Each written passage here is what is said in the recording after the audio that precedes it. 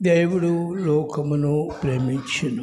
ఇక్కడ దేవుడు లోకమంటే మనల్ని ప్రేమించారు. ఆయన ఆశలన్నీ కూడా మనం పరిపూర్ణ సంతోషంలో ఉంటే ఆయన సంతోషించాలి. అది యోహాను సువార్త 15:11 రాయబడింది. అందువల్ల మనం అందరము సంతోషించాలని ఆయన కోరుకున్నారు.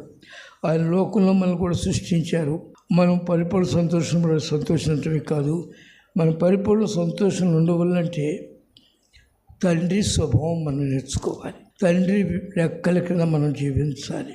అప్పుడు పరిపూర్ణమైన సంతోషం మనకు ఉంటుంది. తండ్రి రెక్కల కింద లేనప్పుడు మనం సంతోషం అనిపించడం. ఎందుకనగా ఎప్పుడైతే మనం తండ్రి రెక్కల నుంచి ప్రక్కకు పోతామో రెండవ వ్యక్తి అన్నాడు, హబక్కూకు వస్తున్నాడు. అతడు లోకము ఆకర్షణనే ఎరబెట్టి మనుషులందరినీ దేవుని నుండి బయటికి లాగుటకు